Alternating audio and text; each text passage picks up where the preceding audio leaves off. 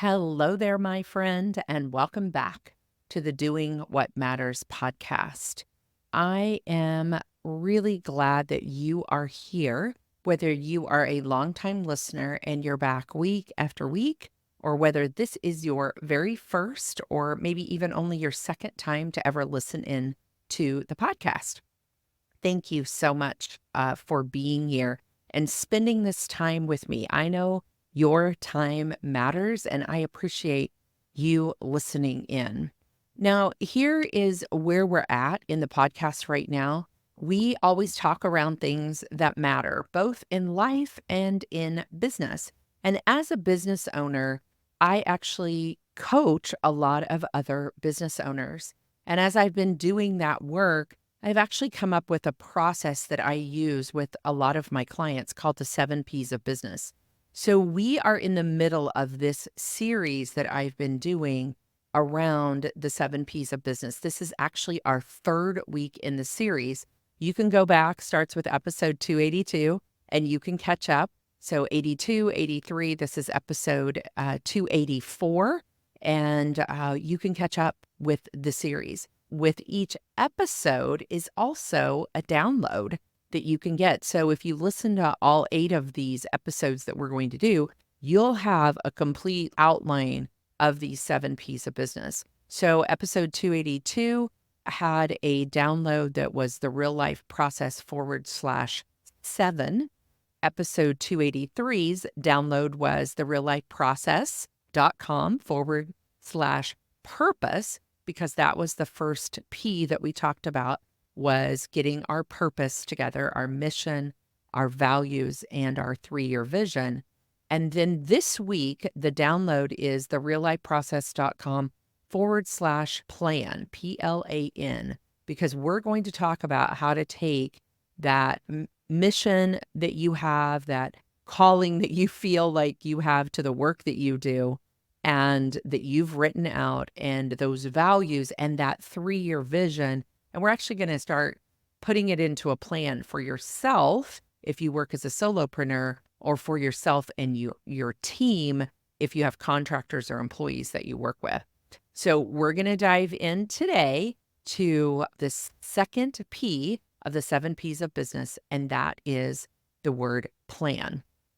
Now, if you're listening in or you like to watch on YouTube, I'm actually going to have the handout up on YouTube.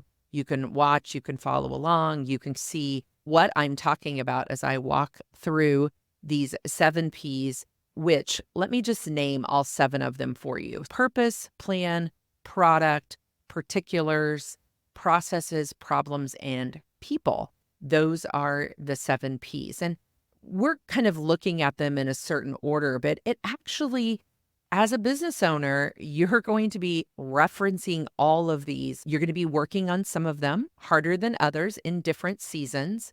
For example, right now in my own business, we have really focused hard this last year on the P of particulars, which I'll talk about in a few weeks, which is tracking our numbers and knowing where we're standing. What do the numbers tell us? So there are times you may spend a year really looking at a certain P, or you may spend a quarter or 3 months really working on that.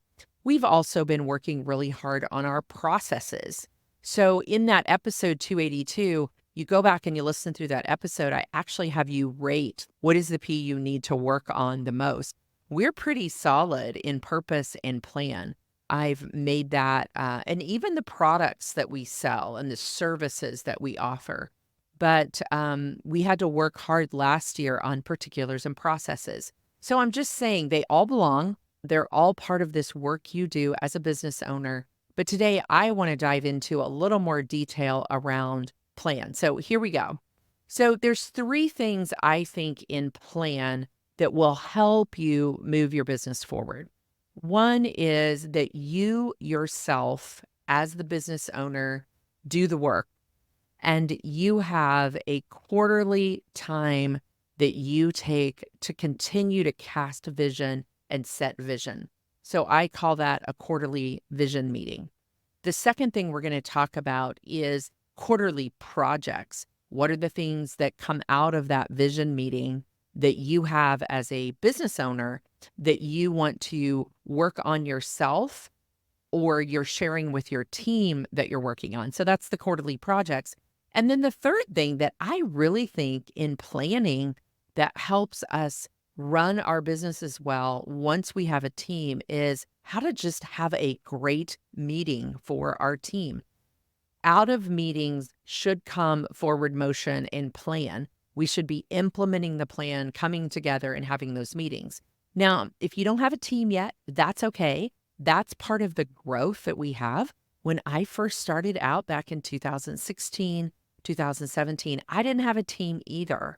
And I was doing all of these 7 Ps by myself, not all of them well, mind you, but I was doing them. And then I hired my first person in 2017 as a contractor. And our team has grown, and everyone on our team is a contractor that's working on a part time basis, a limited number of hours. But it's really important for us to have that time together because most of us are also virtual. So let's dive in to the very first one. Those are the 3 bullet points I'm going to talk about today, but let's dive into the first one. I remember when I first developed the real life process, which if you're not familiar with our life management process of the real life process, it has 4 different components that come together to help you really create your rule of life. How is it that you want to live your life? Getting in touch with what are the big rocks that matter in your life. We call them areas of focus, all of that. And I remember when I was back in that stage of my business that I would often use my 90-day reset, which is something we teach in our life management system. I would use that time to also do this quarterly vision meeting. So if you're a solopreneur, that may be what you're doing is even as a part of your life planning, you're setting aside some time to get up on the balcony of your business. But you also, as a solopreneur, might want to include someone else in. So you may want to set aside some time once a quarter to work with a coach. A coach might be a good person to have this conversation and this processing with.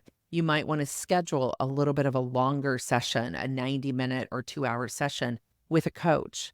Might be somebody that you just reach out to and coach with just around this type of things. It might be more of a business coach than a life coach. So that might be an option. And I do a lot of that myself with different clients, helping them with this vision type of meeting. Then if you hire someone onto your team and they're sitting in a role of kind of your operations person, more in that inner circle leadership, then you might want to bring them into this vision meeting. They might be your integrator, they might be your COO, they might be the CEO, whatever titles that you use doesn't matter, but that might be who you might bring into this vision meeting. But it's a quarterly time that you set aside as the business owner to get up on the balcony, getting out of that orchestra pit in the day-to-day, playing of the instruments, doing all the thing is kind of the vision I often use or the story I often share, but actually up on the balcony on a regular basis. Once a year just doesn't cut it. We need to do it more often. So revisit your mission statement. What's your why? Why are you doing the work that you're doing? Why are you selling the products and services that you're selling? Who are they helping? Get back in touch with all of those things.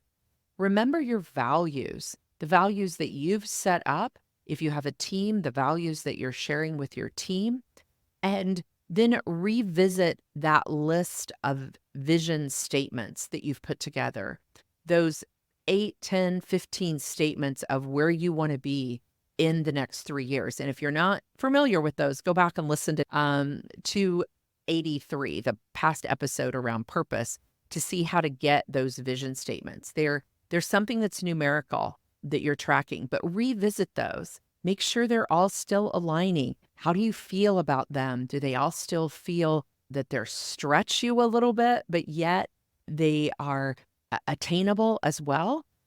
And then walk through the 7 Ps as well. Just evaluate each of them and say, is there anything from this vision that I have that we need to get in touch with this P so that we can make this vision happen to get to a revenue goal? Do you need to be tracking the revenue under particulars, which is the tracking of numbers? How are you going to know that you're to that revenue goal unless you're tracking it? Those types of things. So make the connection between the 7 Ps and what you have on your vision. Then I want you to check the alignment during this vision meeting. I want you to check the alignment of your business and your life. How are they feeling together? As I said, when I very first started doing more of a life management process with our 4 components, I often was using this time to discern, how is my business feeling in this season as I walk along with the life that I want to live. Because we live on a farm and we have a working and operating grain farm, I often adjust what I'm doing in different seasons based on how busy we are on the farm.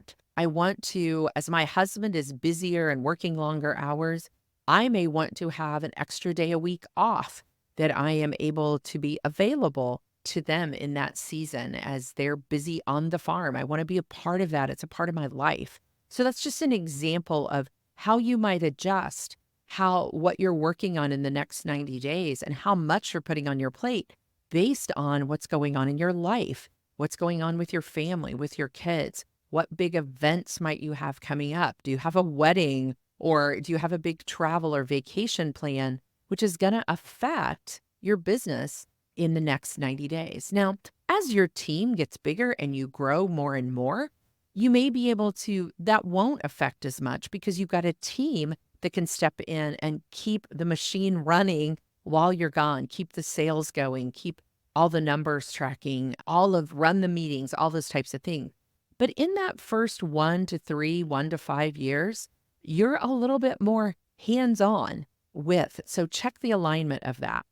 And then the next thing you might do is look back at that 3-year vision statement and say, what in the next 90 days feels like the next thing that we ought to tackle? If you've got some things that you've identified that you want to do by the end of this year, obviously those are the ones you're going to be looking at, those shorter term vision statements that you've written down. You might put that in a mind map. And I've actually got one of these mind maps inside your packet. You can actually see it and work through this process of putting that vision statement in the center of the circle and then writing down all the different things that you need to make that vision happen. What are the things you're going to need to do? If it's a revenue goal, it's a number of products sold, if it's a number of contacts or leads or the growth of an email list or whatever your business is, moving into a new location might be on your vision board. Whatever that is, put that in the center of the circle and then write down all the things. Just brain dump it out of what you'll need to do. Then go back to that brain dump and say, of all those things, what would I need to do first? And put that back into the center of the circle. And now you've got a project that you're actually going to work on in the next 90 days. You could go back and revisit that brain dump because it's probably going to take more than one project to move that vision forward. But you can go back and brain dump it again in the next 90 days. But for now, we've gotten the project that we're going to work on in the next 90 days. Now we want to brain dump again all the action steps that we're going to need to do around that project. For example, right now, I'll pick for my own business. We decided at the beginning of the year to redo our website platform. And so that's a project that we've been working on. It has several action steps to get that done, but it's part of an overall vision that goes clear back to last year when we purchased another product, the Life Maps, the One Life Maps that we sell.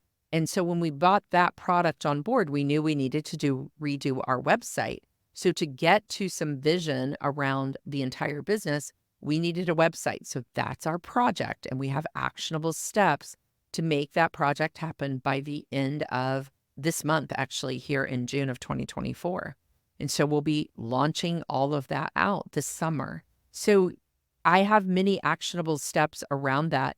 In the handout, you'll see even then just taking all of those action steps, asking yourself the question again, which one of those do I need to do first? Putting that on the list and dating them out of when you'd like them done by.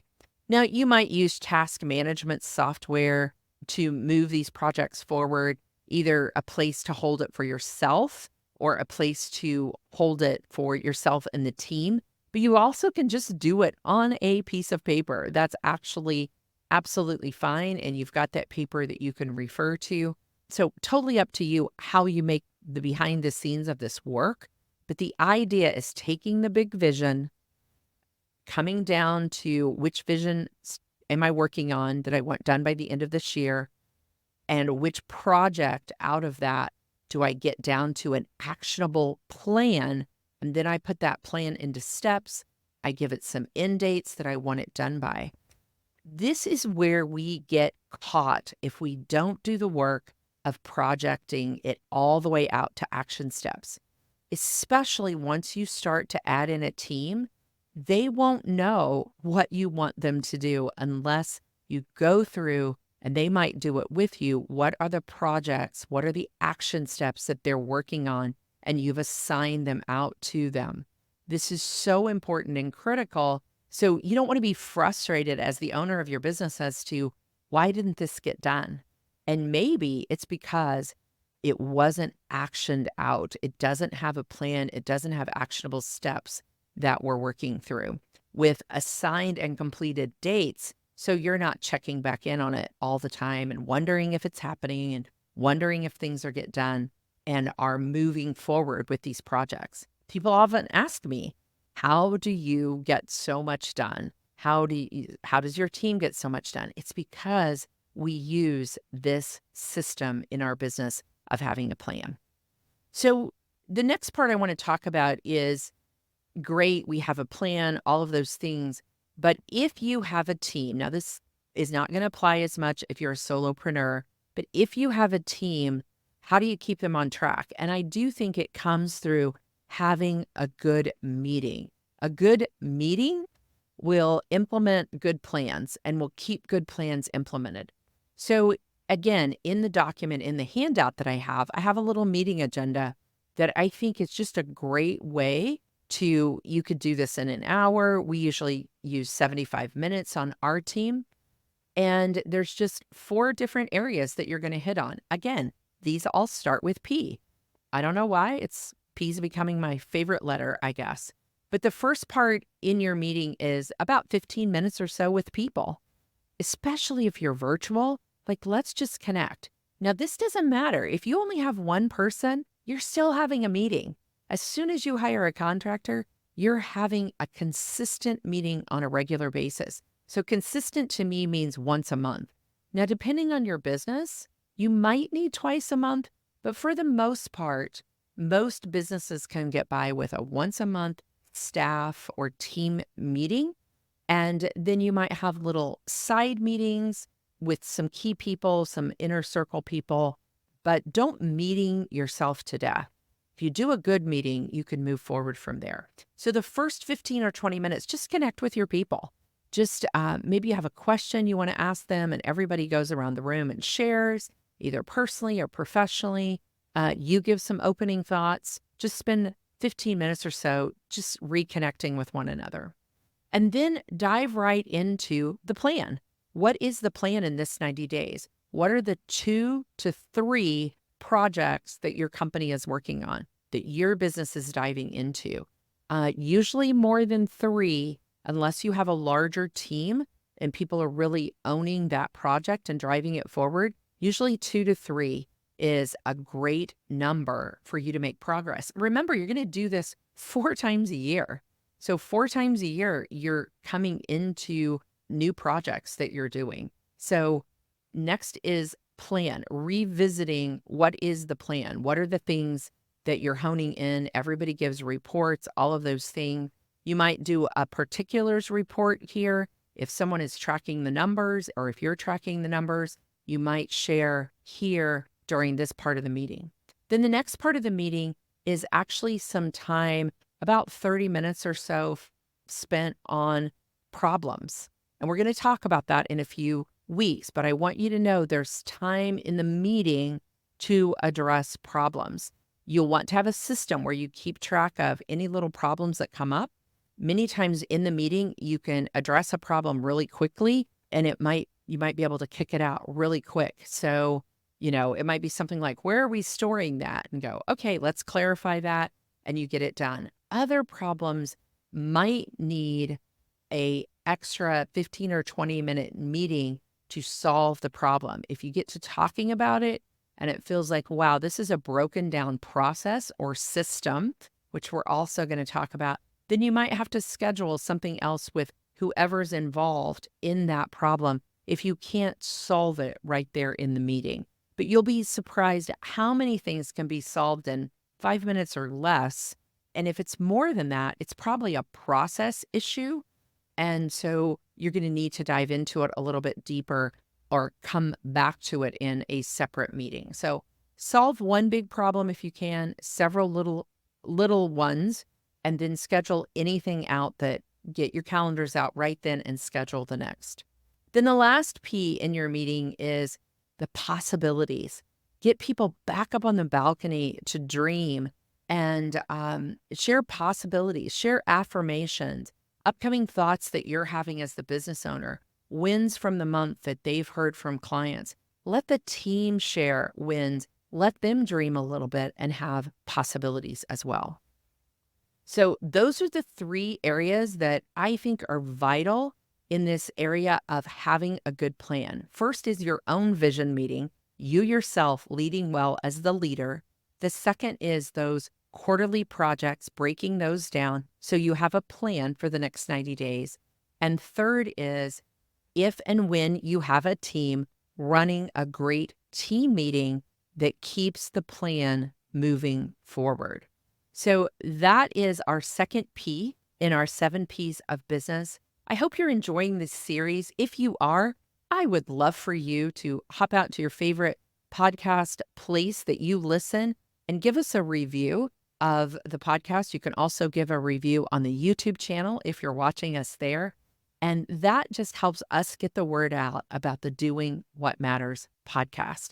I so enjoy this time that we get to spend together, diving in to what matters to you. And the reason we do all this is so that we can have the margins in our day to notice the moments. So remember that every ordinary day has an extraordinary moment. You just have to look for them. So have a great week, my friend. Look for those moments. Dive in, download the free download at thereallifeprocess.com/plan. And I'll be back next week as we dive into our next P in the 7 Ps of business.